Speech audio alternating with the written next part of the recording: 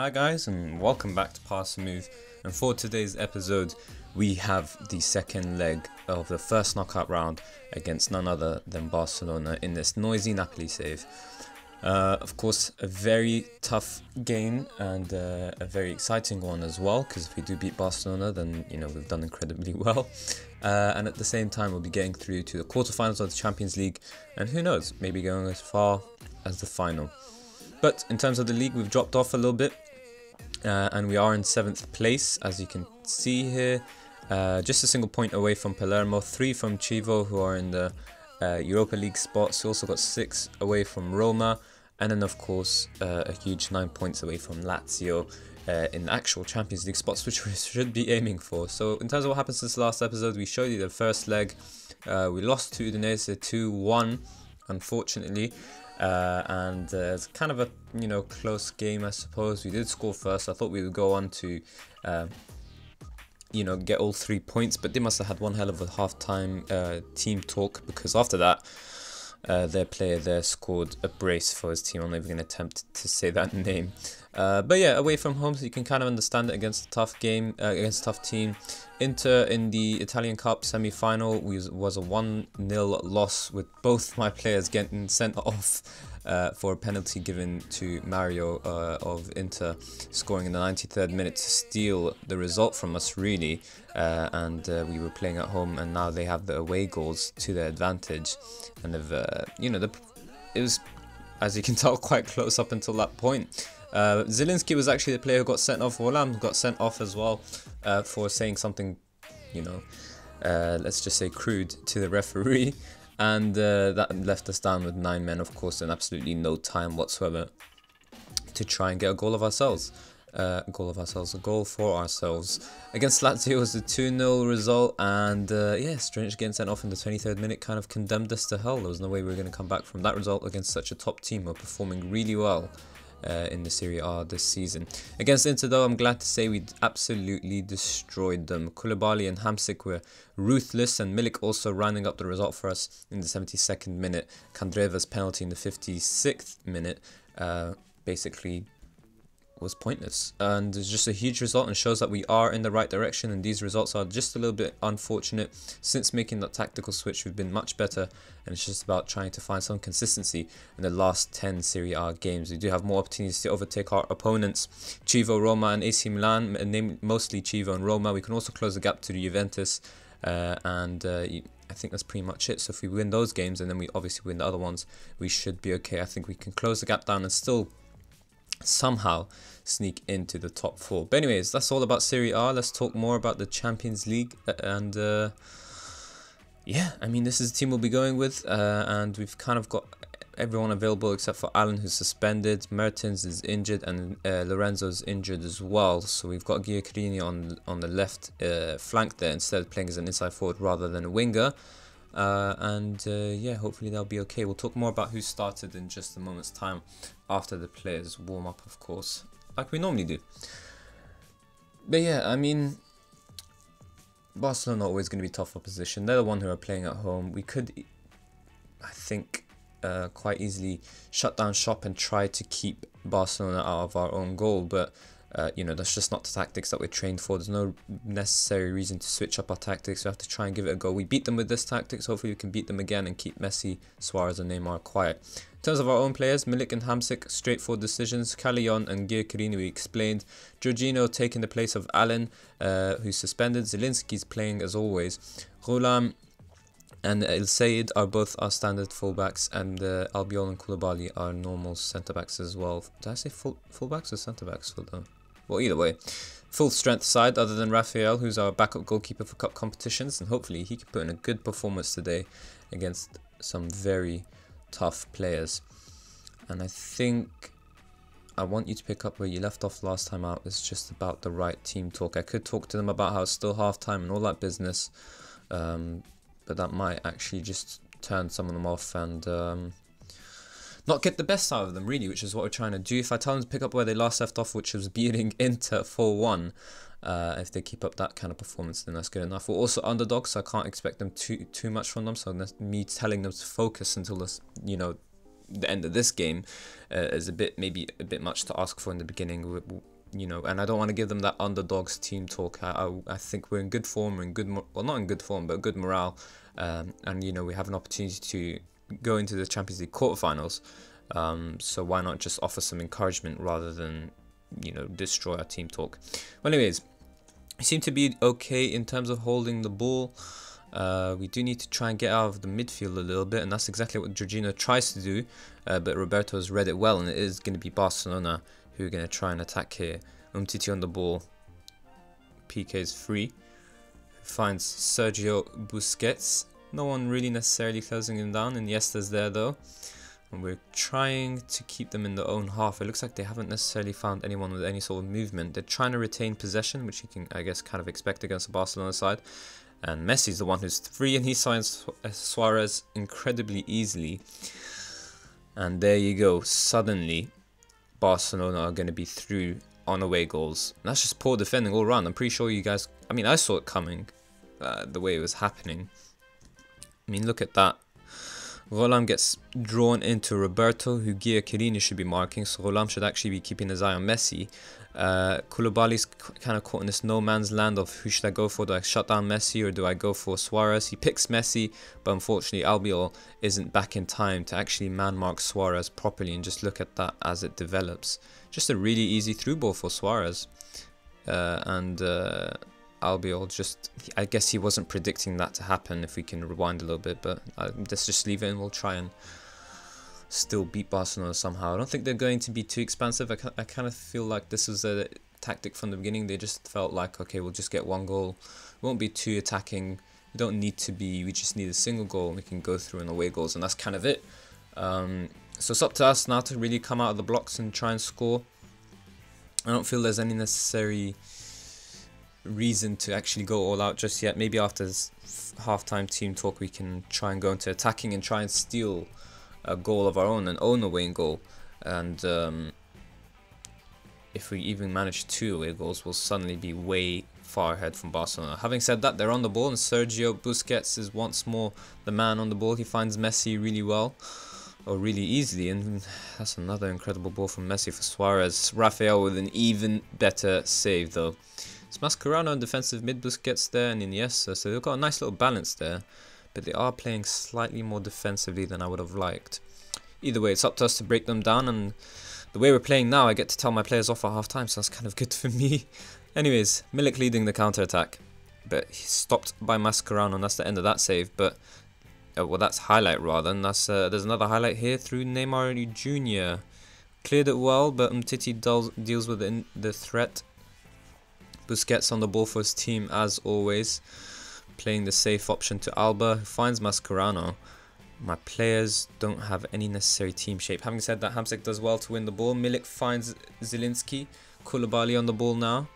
Back to the deep line playmaker Zielinski. Jorginho to Hamsik. And we look kind of dangerous ourselves. Having said that, it was a very poor ball to Jordi Alba, to Callejon. Instead, Jordi Alba is the one who cuts it out quite easily. Albiol though wins it well, out of position, but thankfully we deal with the threat, and Hamsik's on the ball, finds Callejon really well. Jorginho takes his man on. Chiellini. Yes, that's one hell of a shot, and that is one hell of a goal as well. And he's proving why he should be playing as an inside forward. Only the 3rd goal of the season, but what a goal to score, and what a time to score it as well. And that puts us right back into contention. And in fact, we are leading. Even if Barcelona score a second and we get a second ourselves, we would still be through. So the aim is to actually get a second now. That is a proper inside forward finish. I'd love to play Chiellini there, but unfortunately for him, you just have too much talent there in Lorenzo and Mertens as well. So he just wasn't needed there. In fact, he's actually not really needed in the squad at all. I think I've mentioned a couple of times the players we need and don't need. So we'll be looking to deal with that in the in the summer transfer window if we're still here. But yeah, I mean, he's making it tough to sell him. Rafael though, it looks like there might be one little shock just before half-time. Hopefully it's us shocking Barcelona. Callejon on the ball for us. Doesn't really take his man. Instead he loses out to Alba quite easily. And Neymar is on the ball here for his team. Hopefully it's a stupid long-range shot. Instead he finds Suarez, and Suarez makes no mistake for his team. And there you go. It's now 3-3 on aggregate. And this result takes us into extra time if it stays as is. But yeah, again, if we score one more, then even if Barca score another, we would still be through on away goal. So that's it. You know, plan stays the same, but hopefully we can be a bit better in the second half, especially, you know, Milik, for example, has had a terrible game so far, so I think I can tell my players off. My assistant doesn't think that we should, but I don't know. I mean, I don't think we're playing well, to be honest. We've had one good chance, and that wasn't really necessarily a chance. You know, we've only had one half chance. 4 shots and 2 on target is very, very low. That is just the worst pass I've ever seen in my life from a ball-playing defender, but thankfully Albiol was there to cover up quite quickly. But just incredibly poor there. Anyways, Sergio on the ball. I think the issue we're actually currently having with Milik is that he's in a position where he's dropping deep and we don't actually need him to drop deep, so I'm actually going to consider switching him to attacking striker. But either way, Neymar's on the ball for his team. We deal with the threat through El Sayed. Barcelona are doing really well to win every second ball possible, and we're not doing well in closing down this front three. Messi on the ball for his team. He's going to probably cut inside. Nope, he's going to find his partner Neymar instead, and I don't know how, but we've come away with that, and that's Barcelona's second clear-cut chance of the game, and we've done well to keep them out because we would have been in a dangerous position had they scored another. Alright, time for some substitutions and some changes to be made. A bit brave and a bit of a gamble to go into attack, but I feel like we should have done that at half time. Milik's not playing well at all, so we'll take him off. Hopefully Pavlotti can do better off the bench. Zielinski's not having the best of games either, so we'll bring on Diawara, and that's kind of the 2 changes we'll go for. And hopefully they're good enough to win us the game. Later on we can switch into a more desperate type of goal scoring, I suppose, but for now we'll play a bit safe, I guess, if it's even I mean, it's kind of ironic to say, but a bit safe in staying on attacking mentality instead. But yeah, as my assistant here says, we need to finish off our chances. Hopefully we do that in this little highlight here. Hamsik on the ball for the team. Apparently that's not a foul at all. I don't know exactly what happened, but either way Barcelona come away with the ball, and this front three are looking absolutely dangerous considering how well we shut them off last time. Suarez on the ball for his team. Is he going to score? Yep, of course he's going to score from the near post, and suddenly Barcelona are through. But if we score, we are the ones who go through on away goals, so we do still have an opportunity here. It's not all over yet, but that's one hell of a ball from Messi. Alright, so let's make one last substitution, and it will be Hamsik. Callejon, will move him into the inside forward position. Giaccherini has played well so far there, but Callejon's had a poor game out on the wing, so I'm just checking if that kind of change will help Callejon have a better game. And since Giaccherini has already had a good game, he scored the goal, then maybe we don't need to do anything here. But anyways, looks like it's time to actually go into sort of overload, so we'll do that here. Can we get the goal that we're so desperate for? Nope, instead Messi's going to score a free kick, so that's good timing. Great. And now we suddenly need 2 against Barcelona, away from home, and in 7 minutes time. I knew that they would destroy us at home, but I did not think that we put in such a poor performance. I don't think we've played well by any means at all, in comparison to the first leg at least. That being said though, Barcelona did create a lot of chances last time around, they just didn't score them, so it looks like they're just being clinical this time, and they've shown their class here, but we can still show ours, maybe, maybe not. Neymar Jr. on the ball, Suarez through once more. Now Albiol's really shown his age in today's game, to be honest. 31 years of age is not necessarily the oldest centre-back in the world, but he's completely switched off at times here. Both him and Koulibaly have had terrible ratings, as you can see. The whole defence, really. Said and Golam as well. But yeah, fair play to Barcelona coming out and making their home stadium count.